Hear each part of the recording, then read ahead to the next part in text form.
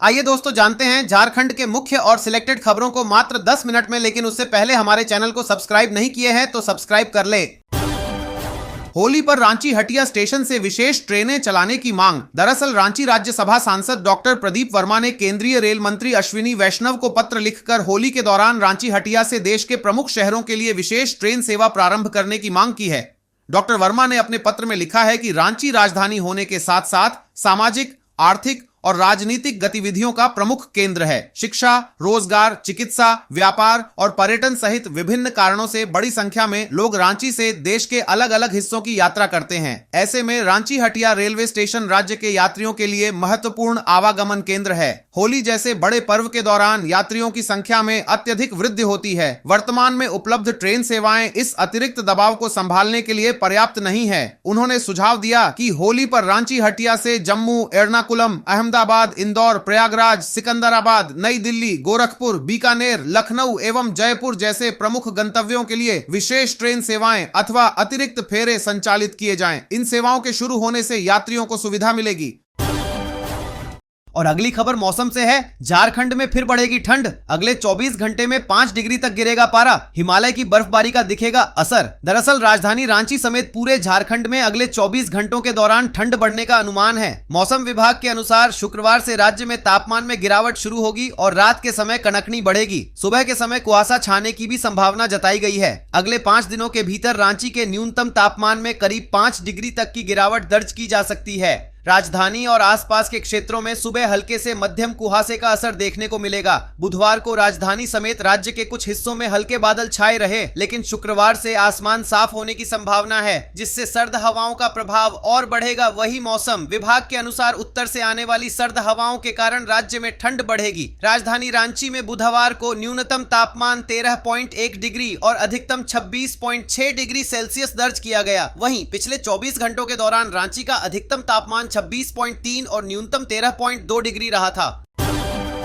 असम और बंगाल चुनाव में प्रत्याशी उतारेगा झामुमो। सीएम हेमंत सोरेन ने दिए संकेत। दरअसल मुख्यमंत्री हेमंत सोरेन ने संकेत दिया है कि झारखंड मुक्ति मोर्चा झामुमो असम और बंगाल में होने वाले विधानसभा चुनाव में अपने प्रत्याशी उतार सकता है। वहां आदिवासी बाहुल्य क्षेत्रों में झामुमो स्वतंत्र रूप से चुनाव लड़ सकता है। यह संकेत सीएम ने मंगलवार को दुमका हवाई अड्डे से रांची उड़ान भरने के पहले मीडिया से बातचीत के दौरान दिया। वहीं मुख्यमंत्री ने कहा कि झामुमो का यह स्वतंत्र विचार है। इस विषय में पार्टी की जो राय होगी उसके हिसाब से आगे बढ़ेंगे। सीएम ने कहा कि असम के क्षेत्रों में पूर्व से ही गुरुजी का भ्रमण होता रहा है। वहां के लोग पहले से ही झामुमो को जानते हैं। असम में बड़ी संख्या में आदिवासी समुदाय के लोग रहते हैं। वहां का चाय का व्यवसाय आदिवासियों के कंधे पर है। 100 से 150 वर्षों से अलग अलग राज्यों में आदिवासियों को काम लेने के लिए बसा दिया गया, पर वे अपनी मान्यता के लिए जद्दोजहद कर रहे हैं। जहां जहां आदिवासी समुदाय के लोग बसे हैं, उन्हें झामुमो पर विश्वास है। अगर हम लोग उनकी आवाज बनने का कोई माध्यम बन सकते हैं तो उसमें कोई हर्ज नहीं होना चाहिए।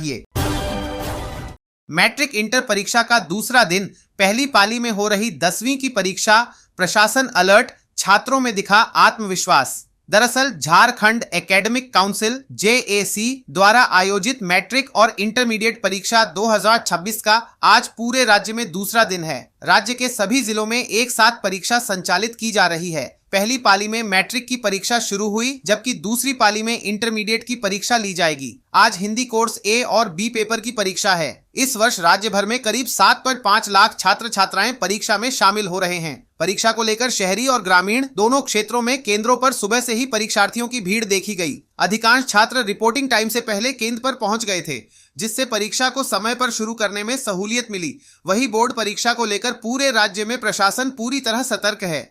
राज्य के सभी जिलों के परीक्षा केंद्रों के बाहर पर्याप्त संख्या में पुलिस बल की तैनाती की गई है। कई संवेदनशील केंद्रों पर अतिरिक्त सुरक्षा व्यवस्था की गई है। केंद्रों के अंदर CCTV कैमरे, स्टैटिक मजिस्ट्रेट और उड़न दस्ता दल लगातार निगरानी कर रहे हैं।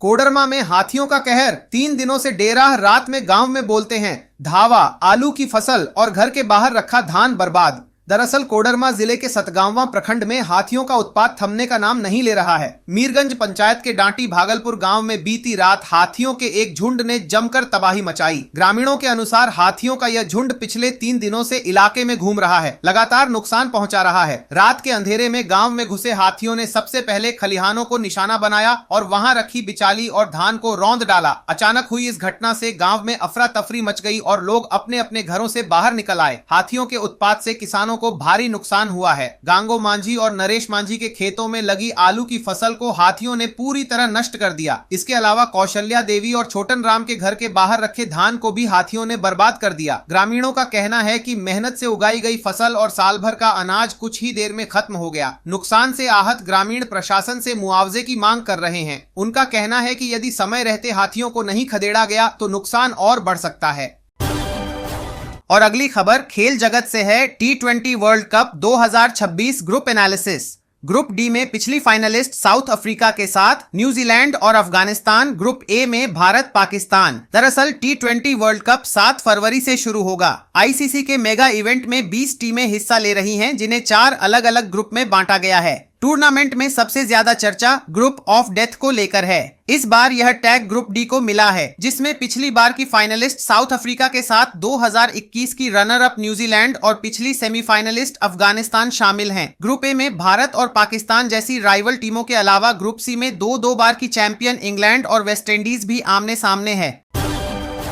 हजारीबाग नगर निकाय चुनाव में महिलाओं की मजबूत दस्तक में 17 वार्ड आरक्षित। चुनावी मैदान में 50 से ज्यादा उम्मीदवार। दरअसल हजारीबाग नगर निकाय चुनाव 2026 में इस बार महिलाओं की भागीदारी खास चर्चा का विषय बनी हुई है। राज्य सरकार की ओर से नगर निकाय चुनावों में महिलाओं के लिए वार्ड आरक्षित किए जाने का असर अब जमीनी स्तर पर साफ नजर आने लगा है। हजारीबाग नगर निगम क्षेत्र के कुल 36 वार्डों में से 17 वार्ड महिलाओं के लिए आरक्षित हैं। इसका नतीजा यह है कि बड़ी संख्या में महिलाएं न केवल चुनावी प्रक्रिया से जुड़ रही हैं, बल्कि प्रत्याशी के रूप में भी खुलकर सामने आ रही हैं। अब तक सभी वार्डों को मिलाकर 50 से अधिक महिला उम्मीदवार नामांकन दाखिल कर चुकी हैं, जो अपने आप में एक नया रिकॉर्ड माना जा रहा है। इस बार चुनावी मैदान में उतरी अधिकांश महिला उम्मीदवार पढ़ी लिखी, जागरूक और सामाजिक सरोकारों से जुड़ी हुई हैं। वे केवल नाम मात्र की प्रत्याशी नहीं, बल्कि अपने वार्ड के विकास को लेकर स्पष्ट सोच और एजेंडा के साथ मैदान में उतरी हैं।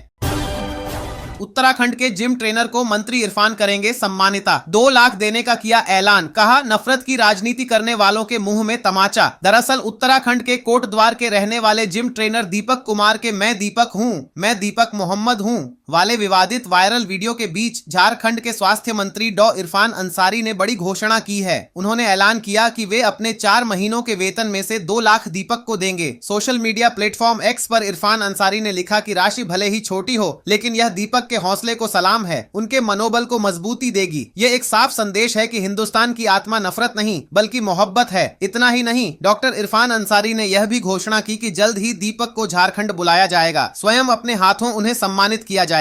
उन्होंने कहा कि यह सम्मान केवल एक व्यक्ति का नहीं, बल्कि उस सोच का होगा जो देश को जोड़ती है, तोड़ती नहीं।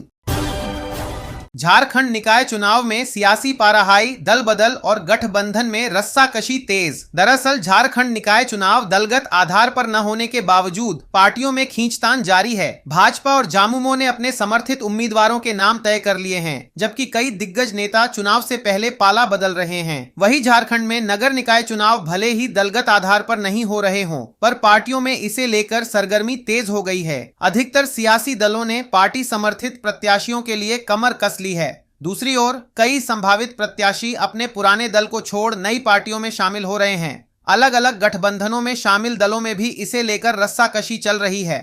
हाल यह है कि भाजपा ने उन प्रत्याशियों के नाम तय कर लिए हैं जिन्हें पार्टी स्तर पर समर्थन करना है। चूंकि चुनाव पार्टी सिंबल पर नहीं होना है, ऐसे में नामों की आधिकारिक घोषणा नहीं की गई है। हालांकि पार्टी समर्थित प्रत्याशियों के नाम तय होने के साथ ही भाजपा में अंदरूनी खींचतान शुरू हो गई है।